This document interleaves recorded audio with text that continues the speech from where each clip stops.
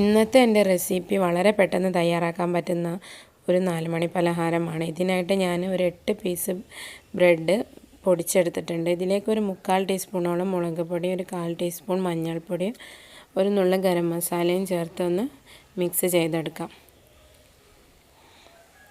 Spoon ഉപയോഗിച്ച് നന്നായി ഒന്ന് എല്ലായിടത്തും എത്തുന്ന വിധത്തിൽ മിക്സ് ചെയ്യാം.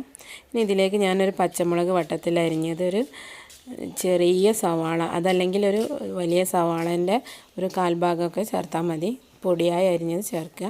പിന്നെ ഞാൻ ഇതിലേക്ക് ഒരു പൊട്ടാറ്റോ ആണ് ചേർക്കുന്നത്. പൊട്ടാറ്റോ ഒന്ന് ഗ്രേറ്റ് ചെയ്ത് ചേർത്ത് കൊടുക്കാം. നിങ്ങൾക്ക് താല്പര്യം ഉണ്ടെങ്കിൽ ക്യാരറ്റൊക്കെ ചേർക്കാം. ഇനി ഇതിലേക്ക് ആവശ്യത്തിനുള്ള ഉപ്പ് ചേർത്ത് കൊടുക്കാം. ഇനി അല്പം വെള്ളം ചേർത്ത് ഇതൊന്ന് മയത്തിലൊന്ന് മിക്സ് ചെയ്തെടുക്കാം. വളരെ സോഫ്റ്റായിട്ട് വേണം മിക്സ് ചെയ്യാൻ. ഒരിക്കലും പ്രസ് ചെയ്ത് ഹാർഡായിട്ട് മിക്സ് ചെയ്യരുത്. അതുപോലെ തന്നെ ഒരുപാട് വെള്ളം ചേർത്ത് മിക്സ് ചെയ്യരുത്. ജസ്റ്റ് ബ്രെഡ് ക്രംസ് ഒന്ന് ഒട്ടി നിൽക്കുന്ന അത്രയും വെള്ളമേ നമുക്ക് ആവശ്യമുള്ളൂ.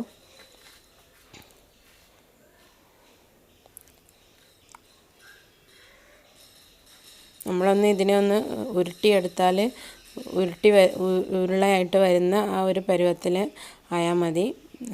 ഒരുപാട് വെള്ളം ചേർത്ത് കഴിഞ്ഞാൽ നമ്മളിത് എണ്ണയിലിട്ട് വറുത്തെടുക്കുമ്പോൾ ഉൾവശമൊന്നും ഫ്രൈ ആയിട്ട് വരില്ല. അപ്പോൾ അത് ശ്രദ്ധിക്കുക. കുറച്ച് വെള്ളം ചേർത്ത് ഇപ്പോൾ ഇത് മിക്സ് റെഡി ആയിട്ടുണ്ട്. നമുക്ക് റോൾ ചെയ്തെടുക്കാൻ പറ്റുന്നുണ്ട്. അപ്പോൾ ഇനി ഇതിനെ നമുക്ക് ചെറുനാരങ്ങ വലുപ്പത്തിലുള്ള ചെറിയ ഉരുളകളായിട്ട് ഒന്ന് ഉരുട്ടിയെടുക്കാം. ജസ്റ്റ് ഒരുപാട് പ്രസ് ചെയ്യാതെ ഉരുട്ടിയെടുക്കുക, എന്നാലേ നല്ല സ്പോഞ്ചി ആയിട്ടുണ്ടാവുകയുള്ളൂ. അപ്പോൾ ഞാൻ ഇതെല്ലാം ഉരുട്ടിയെടുത്തിട്ടുണ്ട്. ഇനി ഇതിനെ നമുക്ക് തിളച്ച എണ്ണയിലിട്ട് വറുത്തെടുക്കണം.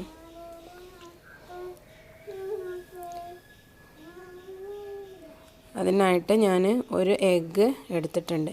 എഗ്ഗിൽ ഒരല്പം ഉപ്പ് ചേർത്തൊന്ന് മിക്സ് ചെയ്തെടുക്കാം. ഇനി നമുക്ക് ഇതിന് നമ്മൾ നേരത്തെ ഉരുട്ടി വെച്ചിട്ടുള്ള ബ്രെഡ് ബോൾസ് നമുക്ക് ഈ എഗ്ഗിലൊന്ന് ഡിപ്പ് ചെയ്തിട്ട് തിളച്ച എണ്ണയിലിട്ട് കൊടുക്കുകയാണ് വേണ്ടത്. അതിനായിട്ട് ഞാൻ ഒരു ചീനച്ചട്ടി വെച്ച് ചൂടാക്കി എടുത്തിട്ടുണ്ട്.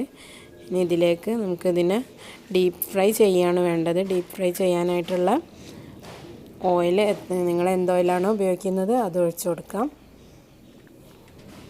ഇനി ഓരോന്നായിട്ട് നമ്മുടെ എഗ്ഗിൽ മുക്കിയിട്ട് ഇതിലേക്ക് ഇട്ട് കൊടുക്കാം. എപ്പോഴും ചെറിയ ഫ്ലെയിമിലാണ് വെക്കേണ്ടത്. ലോ ഫ്ലെയിമിലിട്ടിട്ട് വേണം ഇത് പൊരിച്ചെടുക്കാനായിട്ട്, എങ്കിലേ ഇതിൻ്റെ ഉൾവശം നന്നായിട്ട് പൊരിഞ്ഞു വരികയുള്ളൂ.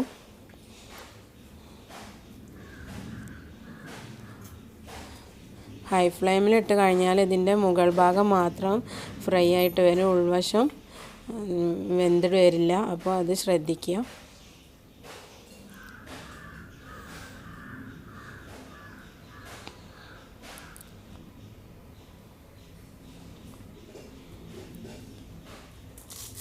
ലോ ഫ്ലെയിമിലിട്ട് ചെയ്യുമ്പോൾ കുറച്ച് കൂടുതൽ സമയമെടുക്കും.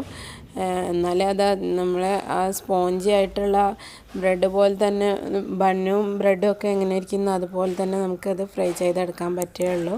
പിന്നെ വെള്ളം ഒഴിച്ച് മിക്സ് ചെയ്യുമ്പോഴും ശ്രദ്ധിക്കണം. വെള്ളം അധികമായി കഴിഞ്ഞാൽ ഇത് ഓയിലിലേക്ക് ഇടുമ്പോൾ പൊട്ടിപ്പോകാനുള്ള ചാൻസ് ഉണ്ട്.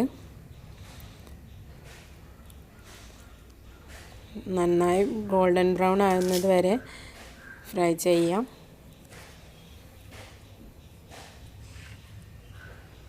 വളരെ പെട്ടെന്ന് തന്നെ തയ്യാറാക്കിയെടുക്കാൻ പറ്റുന്ന ഒരു 4 മണി പലഹാരമാണിത്. എല്ലാവരും ഇത് വീട്ടിൽ ട്രൈ ചെയ്ത് നോക്കുക. കുട്ടികൾക്കൊക്കെ വളരെ ഇഷ്ടപ്പെടും. ടൊമാറ്റോ സോസിൻ്റെ കൂടെ കഴിക്കാൻ നല്ല ബെസ്റ്റ് ആയിട്ടുള്ള ഒരു ഐറ്റമാണ്. അപ്പോൾ ഇത് ഫ്രൈ ആയി വന്നിട്ടുണ്ട്. ഇനി ഇതിനെ നമുക്ക് എണ്ണയിൽ നിന്ന് കോരി മാറ്റാം. ഇതുപോലെ ബാക്കിയുള്ള ബോൾസ് നമുക്ക് ഫ്രൈ ചെയ്തെടുക്കാം. അപ്പോൾ ഇന്നത്തെ എൻ്റെ റെസിപ്പി എല്ലാവർക്കും ഇഷ്ടമായിട്ടുണ്ടാവുമെന്ന് കരുതുന്നു. വളരെ എളുപ്പത്തിൽ തയ്യാറാക്കാൻ പറ്റുന്ന ഒരു റെസിപ്പിയായിരുന്നു. റെസിപ്പി ഇഷ്ടമായിട്ടുണ്ടെങ്കിൽ ലൈക്ക് ചെയ്യുക, നിങ്ങളുടെ അഭിപ്രായങ്ങൾ അറിയിക്കുക. അതുപോലെ തന്നെ ഫ്രണ്ട്സിനൊക്കെ ഷെയർ ചെയ്ത് കൊടുക്കുക.